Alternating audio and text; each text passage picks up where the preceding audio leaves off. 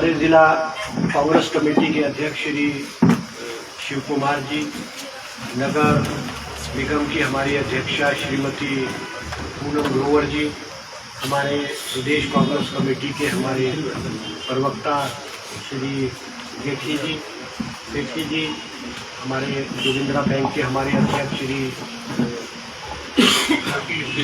मुकेश शर्मा जी, उपस्थित press media के और प्रेस के सभी बंधुगणों, आपको सबसे पहले तो मैं क्षमा चाहूँगा कि मुझे जो है आने में देरी हुई, आपको इंतज़ार करना पड़ा।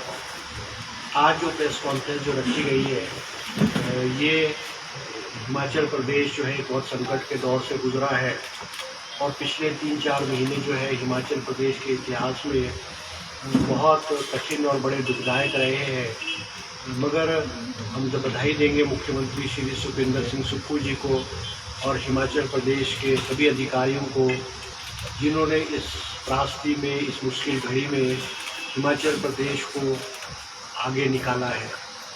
हिमाचल प्रदेश के इतिहास में 50 साल भी कभी इस तरह की त्रासदी और इस तरह की भारी बारिश नहीं हुई है, क्योंकि आप सब जानते हैं कि अप्रैल के महीने में भी बारिश रही, मई में भी रही, जून में भी रही और जुलाई में जो है वो जो नॉर्मल मानसून होती थी उससे 71% अधिक जो है वो बारिश हुई है और अगस्त के महीने में भी जो है वो 29% जो है वो मानसून उगत रही है।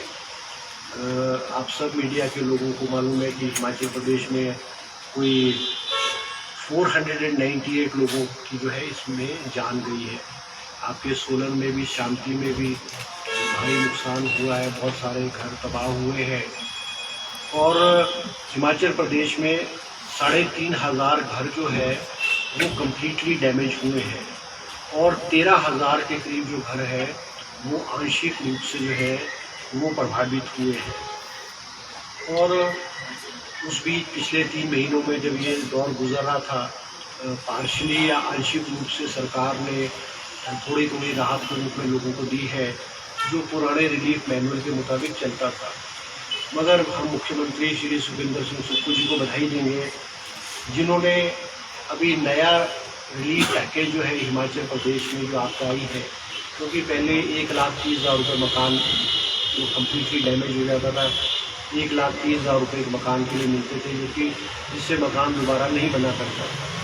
और इस नज़रिए को देखते हुए, इस ह्यूमन एंगल को देखते हुए मुख्यमंत्री जी ने एक नया पैकेज हिमाचल प्रदेश में रिलीफ पैकेज के रूप में जो है वो दिया है।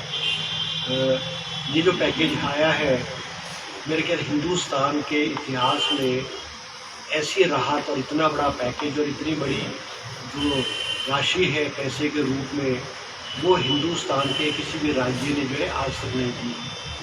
और जब ये त्रासदी का दौर चला था, मुख्यमंत्री जी की और इस सरकार की, हिमाचल सरकार की तारीफ बहुत सारे लोगों ने की। वर्ल्ड बैंक के जो इंडिया के चेयरमैन हैं उन्होंने हिमाचल प्रदेश की और मुख्यमंत्री जी की तारीफ की और नीति आयोग के जो मेंबर हैं उन्होंने भी तारीफ की। और सबसे बड़ी बात है, शांता कुमार जी जो भारतीय जनता पार्टी के बहुत बड़े नेता हैं, उन्होंने भी इस आपदा में, इस संकट के दौर में हिमाचल प्रदेश के मुख्यमंत्री ने और मंत्रियों ने जिस तरह से जगह जगह जा कर के लोगों के बीच में गए और राहत कार्य में तेज़ी लाई, वो भी सराहनीय कदम है। मैं अभी मुख्यमंत्री जी ने पैकेज दिया है हिमाचल प्रदेश को, 4,500 करोड़ रुपए का पैकेज दिया है, जिसमें 750 करोड़ रुपए तो विशेष राहत पैकेज है और 1,000 करोड़ जो है वो मनरेगा के रूप में जो लोगों के घरों को नुकसान हुआ है, डंगों को नुकसान हुआ है, चाहे वो आगे है चाहे पीछे है, उसके लिए यह राशि जो है दी गई है।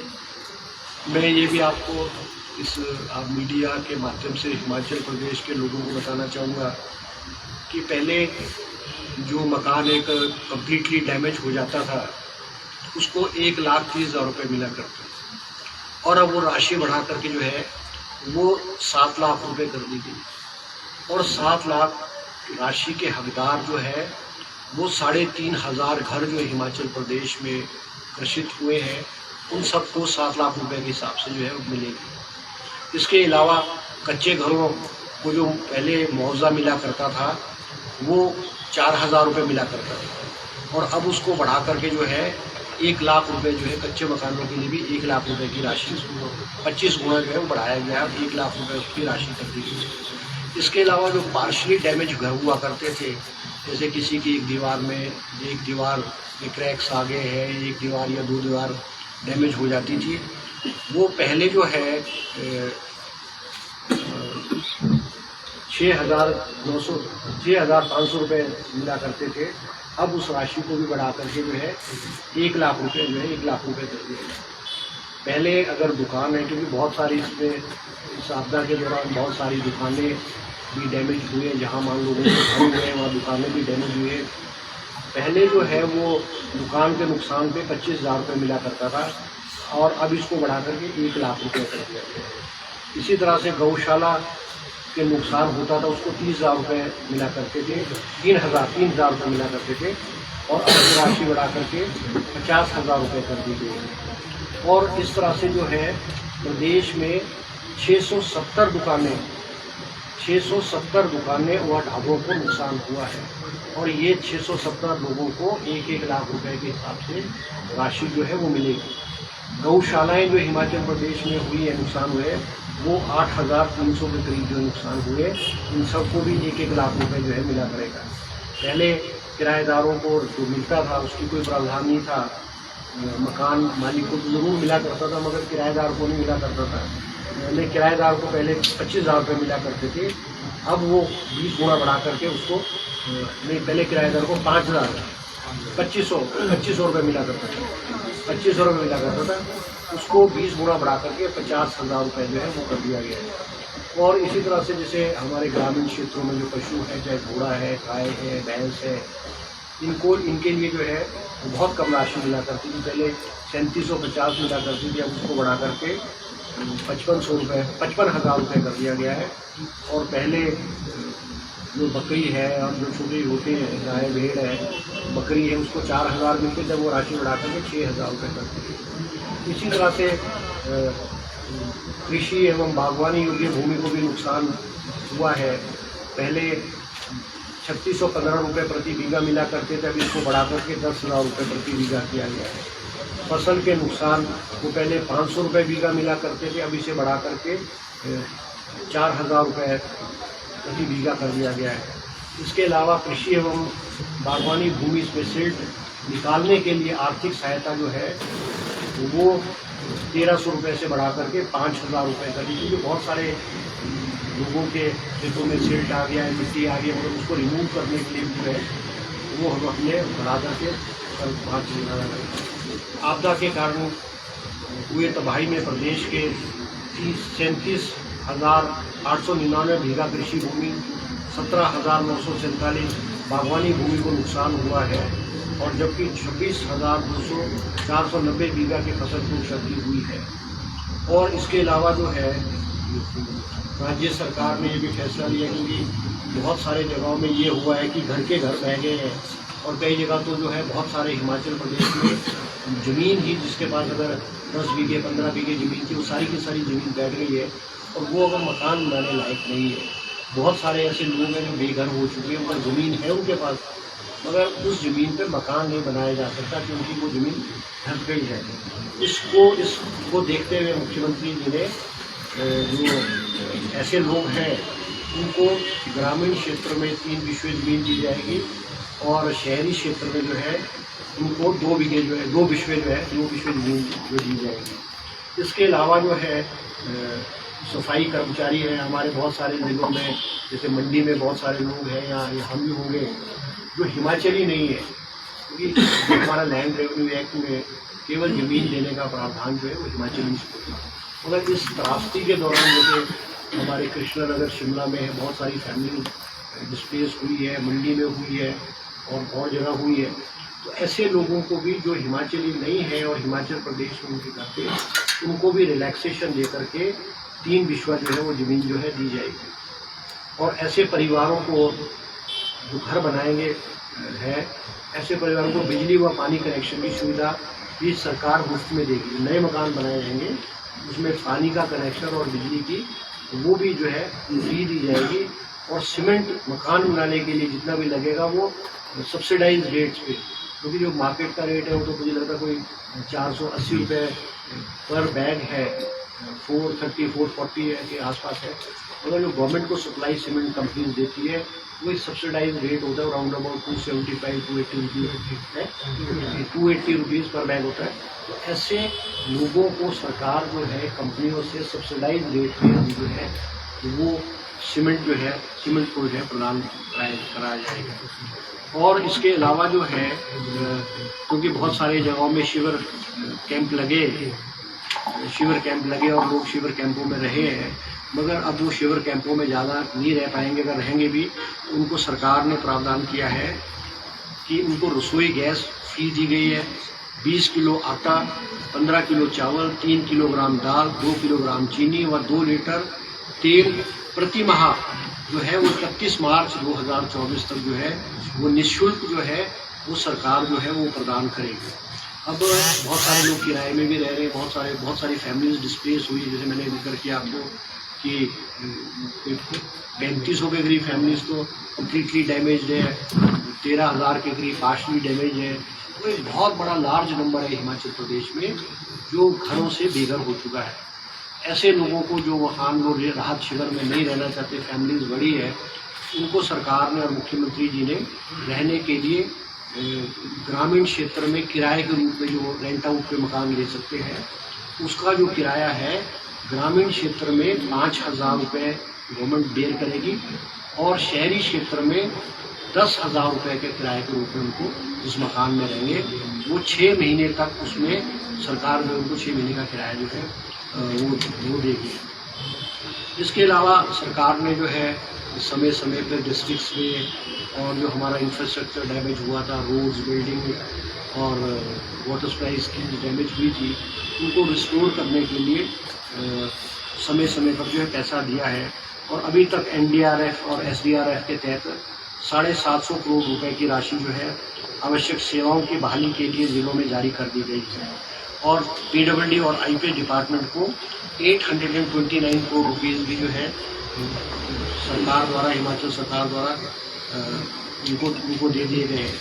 इसके अलावा जो है मैं धन्यवाद भी करना चाहूँगा हिमाचल प्रदेश की जनता के, क्योंकि ऐसी आपदा के समय में क्योंकि फाइनेंशियल क्रंच है, फाइनेंशियल दिक्कत है, और हिमाचल के इतिहास में पहली बार हुआ है कि इस आपदा के दौर में हिमाचल सरकार को मोर देन 200 करोड़ रुपीज़ जो है उन लोगों ने दिए। और उसमें दूसरे राज्य भी हैं, पंजाब है, हरियाणा है, असम है, राजस्थान है, छत्तीसगढ़ है, और बहुत सारे लोगों ने, इंडस्ट्रियलिस्ट है, हमारे MLAs, सब MLAs ने अपनी सैलरी दी है। सरकारी कर्मचारियों का भी धन्यवाद करने चाहेंगे जिन्होंने एक दिन की सैलरी दी है।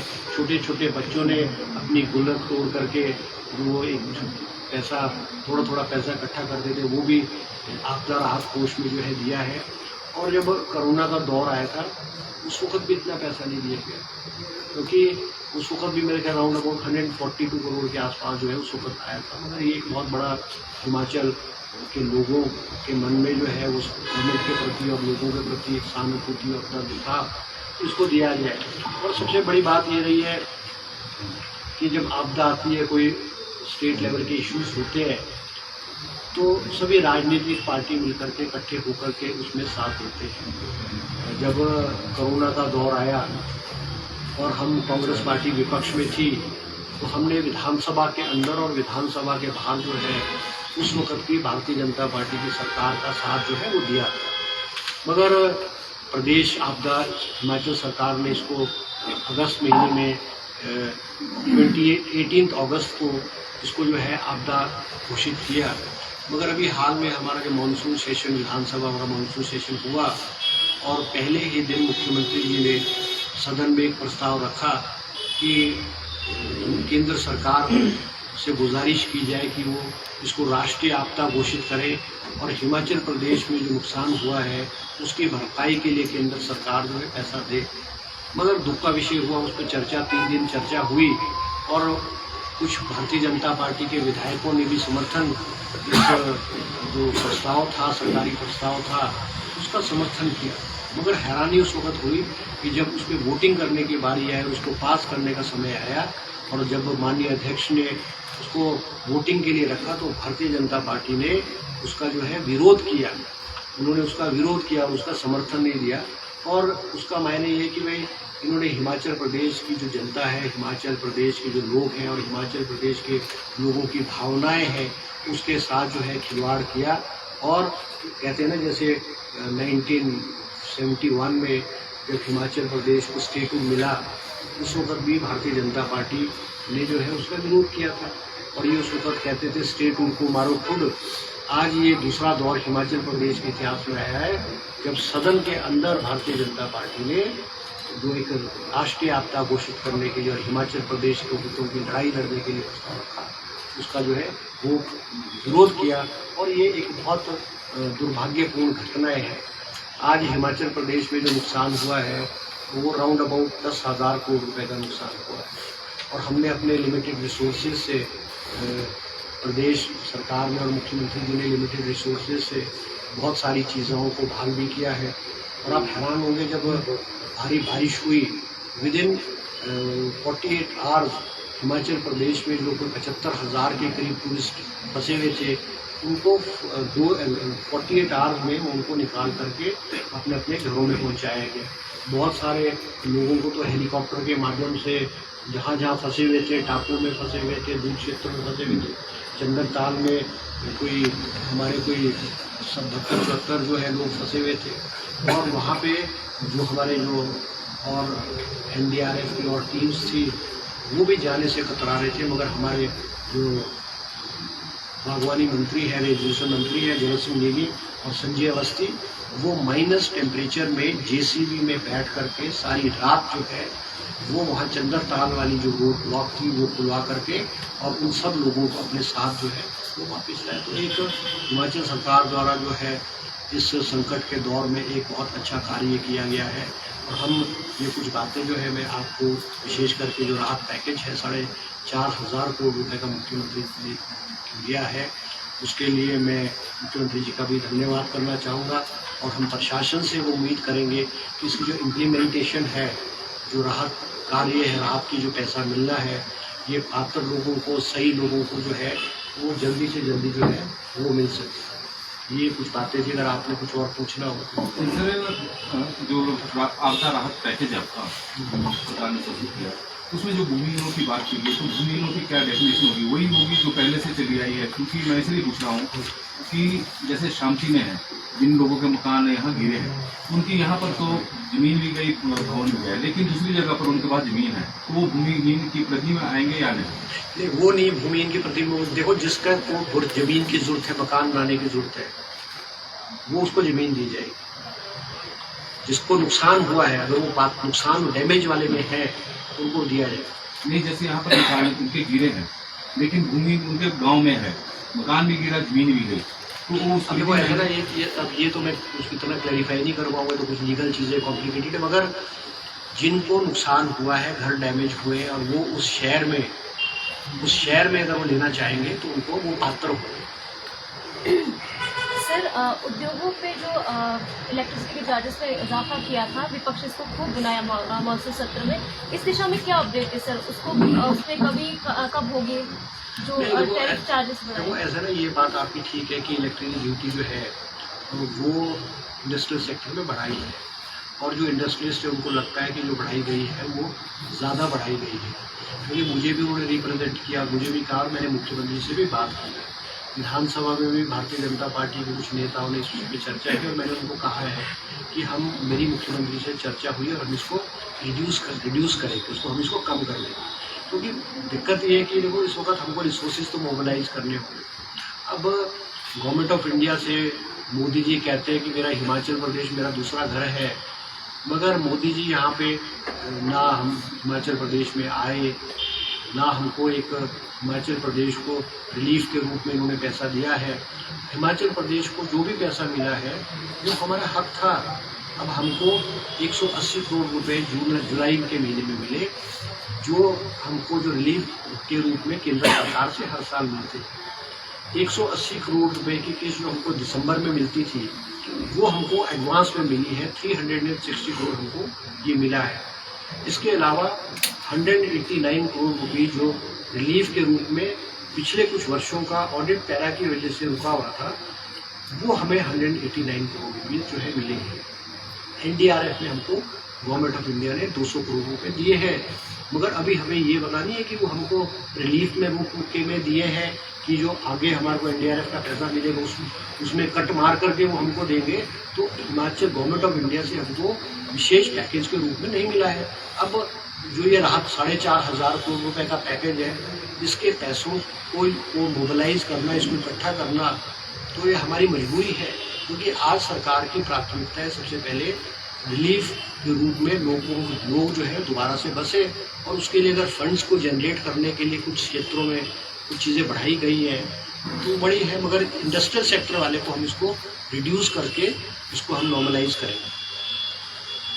सर 2 महीने से ज़्यादा का समय हो चुका है आपदा को आगे, लोग बेघर हैं, घरों से बाहर इधर उधर ठहर रहे हैं, तो उनको राहत के लिए तो घोषणा तो होगी, कब तक उनको जो सर मतलब कि कह सकते हैं? नहीं, देखो ऐसा है कि इमीडिएट रिलीफ तो हिमाचल प्रदेश के हर व्यक्ति को मिला है, और जो ये नया पैकेज तो अभी मुख्यमंत्री जी ने भी घोषित किया है 3 दिन पहले। अब पहले पात्रता 1,30,000 रुपये की थी, वो लोगों को दे दिए गए, मगर अब 7 लाख रुपए कर दिए गए हैं, तो ये 1,30,000 रुपये की राशि काट करके जो है वो जो बची हुई राशि है 7 लाख से, वो उनको तुरंत दी जाएगी। ये आपका कहना गलत है कि नहीं मिली। हिमाचल प्रदेश में ऐसी शिकायतें भारतीय जनता पार्टी के विधायकों ने भी सदन के अंदर नहीं उठाई है। बहुत सारे विधायकों ने तो सरकार की कार्यप्रणाली और अधिकारियों ने जिस तरह से मैनेज किया है, भारतीय जनता पार्टी के विधायकों ने भी तारीफ की है। ऐसा नहीं, चलो इक्का दुक्का कहीं ना कोई केसेस हो सकते हैं, मगर ओवरऑल अगर आप देखो तो मेजॉरिटी जो है वो इमीडिएट रिलीफ लोगों को दिया गया। शहरों में आपने 2 विस्वा जमीन कहा, क्या इस पर TCP लागू होगा? अब एग्जैक्टली तो नहीं मुझे TCP लागू होगा नहीं होगा, ग्रामीण में 3 विस्वा पर ये है TCP। पर ये है कि अगर लागू होगा उसमें रिलैक्सेशन का प्रावधान किया जाएगा, जैसे शहर छोड़ दी जाएगी 2। हाँ, तो उसमें TCP का अगर होगा, अगर ऐसा होगा वो तो होगा ही शहरों में। हाँ, तो होगा, शहरों में TCP लागू होगा, नगर निगम में होगा। नगर वो रिलैक्सेशन दी जाएगी तो ताकि वो अपना मकान बना सके। सीमेंट के जो दाम है कम होंगे, बाहर के स्टेट से सस्ता सीमेंट आ रहा है हिमाचल में, यहाँ से सीमेंट जा रहा है सस्ता यहाँ पर। नहीं, देखो अभी तो जो हमारा ट्रस्ट है ना, तो हमारा ट्रस्ट है ये पैकेज जो लोगों को मकान मिल रहे हैं, उसमें जो है गवर्नमेंट रेट पे जो कोई 280-275 रुपये के हिसाब से मिलेंगे। और फिक्र हमेशा मेरे साथ रहता है। भूषण ज्वेलर्स, अनमोल रिश्तों के लिए। यार रितु, आज शॉपिंग करते हैं, पर कहाँ से करेंगे? मुकेश ट्रेडिंग कॉर्पोरेशन में वैरायटी इतनी कि तुम्हारा दिल झूम उठेगा। लेकिन ये कहाँ पर है? ये है मेन बाजार कुनिहार में, सब एक ही छत के नीचे। अब इधर उधर क्यों जाना जब अपने शहर में सब कुछ मिल रहा है, वो भी बढ़िया और अपने बजट में। तो चलते हैं शॉपिंग करने मुकेश ट्रेडिंग कॉर्पोरेशन में। तो सुना आपने, आज ही आइए अपने शोरूम में। मुकेश ट्रेडिंग कॉर्पोरेशन में सस्ती खरीदारी करके लाभ उठाएं। एक बार सेवा का मौका दें।